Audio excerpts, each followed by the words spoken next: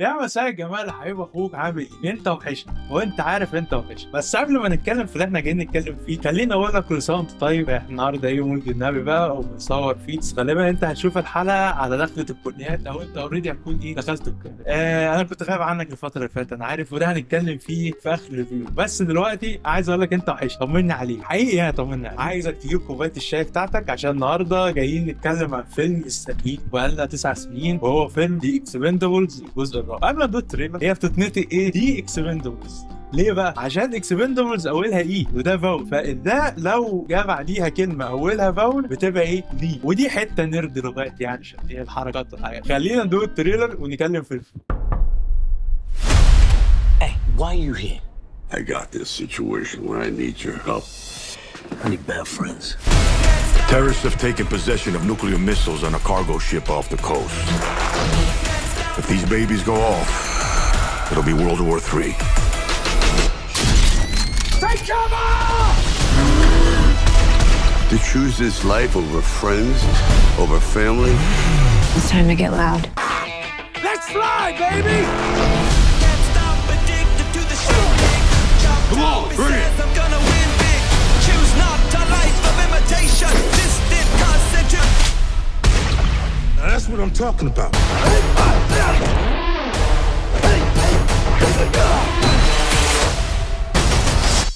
Oh, it's way bigger than that.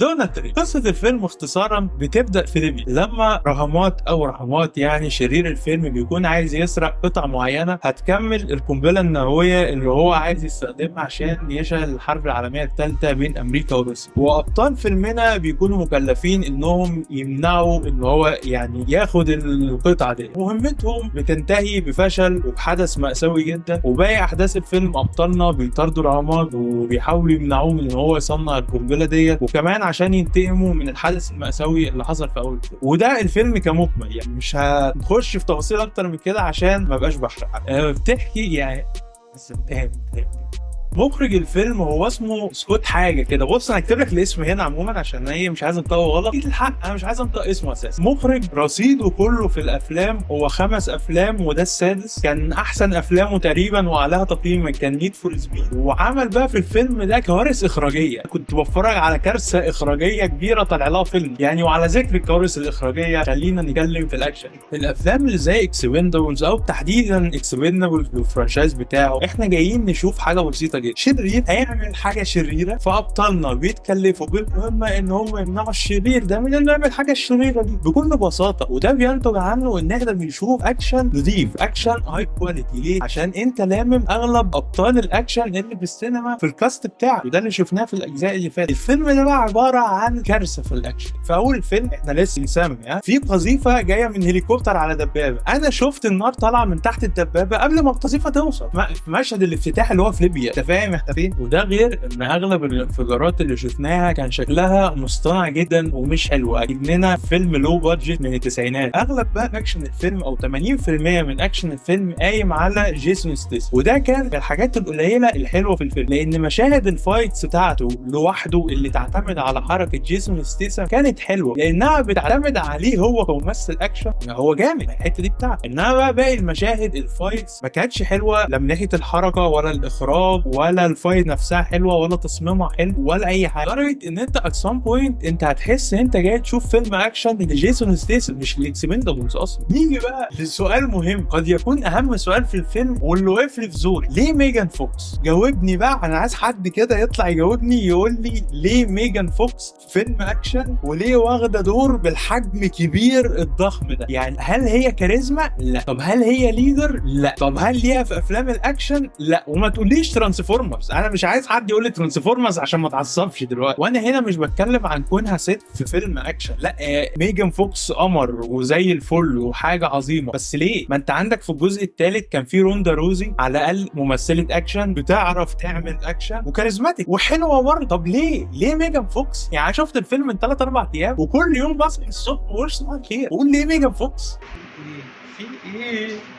في ايه استنى يا تيمور عشان التوب دي ازاي. وحيث ان احنا جبنا سيره روندا روزي بنتكلم في الجزء الثالث، فانت في الجزء الثالث قلنا خلاص الاكسبندبلز اللي قدام كبروا واحنا محتاجين نيو بلاد، وانت جبت تيم جديد ومهدت ده وعملت قصه حلوه وكل حاجه كانت ماشيه زي الفل، والتيم اظهر قدراته وكانوا هايلين في الاكشن، وعملوا في اخر الفيلم تاتو الاكسبندبلز وخلاص بقوا معتمدين ان هم الاكسبندبلز. فانت اوريدي استخدمت فكره النيو بلاد دول، ليه بتعمل ريكاستنج في الجزء الرابع وبتستخدم نفس الفكره تاني؟ ده سؤال محتاجين نعرف اجابه، ومحتاجين نعرف ليه ميجان فوكس برضه. من الحاجات اللي بتميز سلسله اكسبندبلز هم الاشرار، يعني احنا في الجزء الاول كان عندنا ستيف اوستن، الجزء الثاني كان عندنا سكوت اتكنز وفان، الجزء الثالث كان عندنا ميل جيبسون، في الجزء الرابع بقى والاخير في السلسله انت جايب لي شرير انا ما اعرفش اسمه الحقيقي بصراحه يعني، بس هو اسم الفيلم رهامات، ما حسيناش بتهديد او اللي هو ان هو لا الراجل ده خطر فعلا، لا ما حسيناش بده اساسا، يعني الدوافع بتاعته مكتوبه بطريقه وحشه، هو كشخصيه مش كاريزماتيك، ما حسيناش بيه كشرير في سلسله الاكسبندبل. فده خلينا نسال سؤال مهم جدا، ليه ميجان فوكس؟ انا مشخصن الموضوع، ايوه انا دي حقيقه انا مشخصنه فعلا، ليه؟ كل عمري باو لنا قد الشوق وليالي الشوق ولا قلبي قد عذاب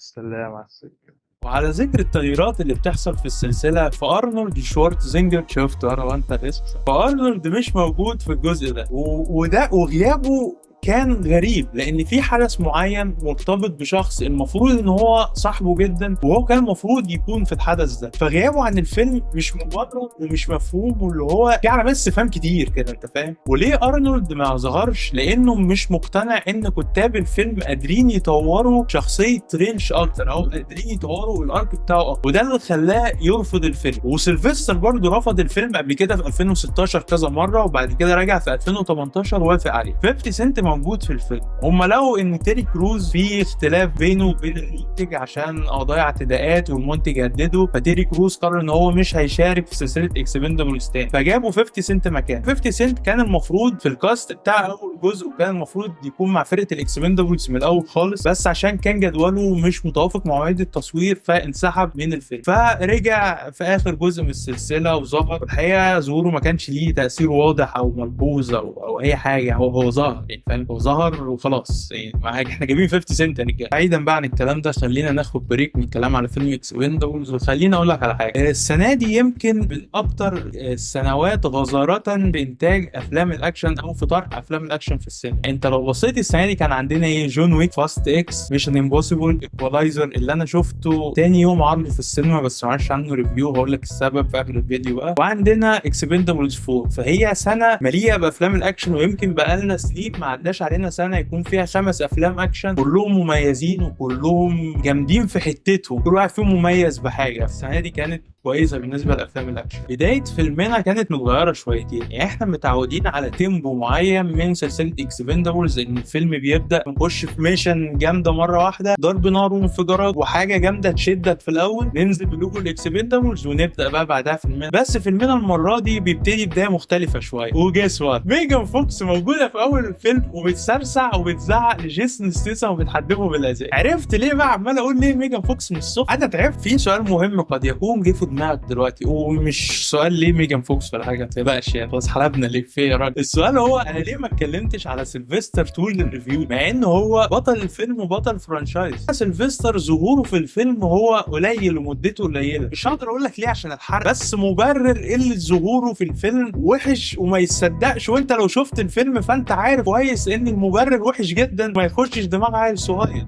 يمكن انا من شويه قلت لك ان من احسن حاجات في الفيلم هو جيسون ستاثام والاكشن بتاعه. تاني حاجه بقى يعني تاني هما حاجتين اساسا حلوين في الفيلم، هي نهايته. قفلت الفيلم الى حد ما لطيفه، انت قد تكون متوقعها من اول فيلم انما النهايه كانت حلوه، واحنا قد نكون في الفيلم ده بنتشعبط في اي حاجه حلوه، والنهايه كانت كويسه مقبوله حلوه، قفله حلوه للسلسله. والاهم من ده كله النهايه ما فيهاش ميجان فوكس، يعني المشهد الحلو ده ما فيهوش ميجان فوكس. الحمد لله انا مبسوط جدا. وانا هنا كلامي مش بحرق لك مثلا ان ميجان فوكس هيحصل لها حاجه، لا مش هيحصل لها حاجه، يعني لو كان حصل لها حاجه في الفيلم انا كنت طلعت بزمان بزغرط وبحرق لك الحاجه دي اساسا، انما لا انا قصدي النهايه مش نهايه الفيلم، لا النهايه الفعليه للاحداث يعني. بس وده هنا خلصنا ريفيو، وتقييمي للفيلم هو 5.5 من 10. والحمد لله انه ما غرق. وال5.5 دول اغلبهم لجيسون ستيثم والاكشن بتاعه، انه لا كان الفيلم فعليا بقى فيلم ضايع. يعني انت عارف ان انا بقول لك الفيلم ده ريكومندد او لا. بالنسبه لي انت لو شفت الثلاث اجزاء وبعدين حبيت تخش الرابع ده في السينما فماشي، لو انت بتحب السلسله ديت وعايز تتابع وتشوف نهايه. اما لو انت عايز تشوف الثلاث اجزاء بس وتعتبر الجزء الثالث هو القفله بتاعت السلسله، فانا ادعم ده جدا واشجعك في ده جدا. والفيلم ده مش ريكومندد نهائي. يعني انا دلوقتي عامل فعليا زي علب السجاير وهو مكتوب عليها لا تدخن، السجاير مضره بالصحه. ده حرفيا اللي انا بعمله دلوقتي، بريفيو فيلم بقول لك ما تشوفوش يا معلم. بس دي طبعا ايه مصداقيه نرد افلام، عشان انت عارف ان احنا ناس صافيين جدا. برنامجنا ده برنامج صديق للعائله، واتمنى انت تكون انبسطت وشربت الشاي بتاعك وقضيت معايا وقت حلو. دلوقتي بقى خلينا ناخدك، هي مش ستوري تايم قوي صراحه يعني، انا جاي اكلم معاك، انا عايزك تطمنا، قول لي انت ازيك عامل ايه. قد يكون محدش بيسال عليك يعني، فانا جاي اسالك انت عامل ايه. يعني غالبا اغلب اللي بيشوفوا الفيديوز بتاعتي بيكونوا اصحابي وعارفيني معرفه شخصيه. فمعلم يعني لو انت متضايق او عايز تتكلم خش لي برايفت نتكلم بس يعني انت حبيب اخوك، انت عارف انت حبيب اخوك، فعايزك تطمني عليك تقول لي شربت كوبايه شاي ولا لا. وبالنسبه لفيلم ايكولايزر 3 بقى، هو كان اخر فيلم في السلسله وكل الكلام ده. انا عملت ريفيو على ايكولايزر 2 من كام سنه، كان مكتوب وكان من واحد من الريفيوز اللي انا بحبها الحقيقه. بس الفيلم ده انا دخلته تاني بعد طرح في السينما، بس انا كنت بمر بفتره صعبه قوي ووحشه قوي. عارف انت لما كل حاجه تقع على دماغك وكل حاجه متدشمله في الفهم ده، دي كانت بقى الفتره دي. فانا ما كانش عندي اي شغف ان انا اكتب او اصور او امنتج او اعمل اي حاجه في دي. ممكن او لا بصراحه انا هكسل. عدى يعني عليه بقى اسبوعين وفيلم مره بيتشال من السينما، اكيد مش شكله عندي دلوقتي. بس هو الحقيقه فيلم حلو. ده ريكومند. فيلم ايكولايزر 3 ريكومندد، فيلم اكسبندبل 4 مش ريكومندد. ده كان كل كلامنا النهارده عن اكسبندبل 4 والستوري تايم اللي هي مش ستوري تايم. يعني الواحد تقريبا اكتشف ان هو ايه عايز يطلع يتكلم معاك في مصر. وبس لو عندك اي حاجه عايز تقولها لي قولها لي في الكومنتس، عايز تخش تقولها لي برايفت تقولها لي عشان اكون مبسوط. انا دخلت الكليه تكون حلوه عليك.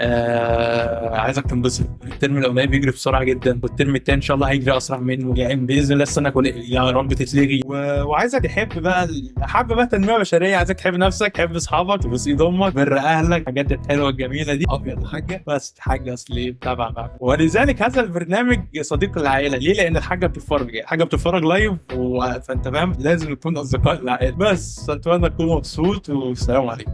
الفكره ان انا عايز انها ريفيو بعنوان ليه. يعني احنا لو حطينا هيدلاين كده للريفيو هتبقى ليه، ومش ليه لميجان فوكس، لا هو ليه حاجات كتيره جدا. في حاجات كتيره جدا احنا ممكن نقول عليها ليه. يعني انت فاهم.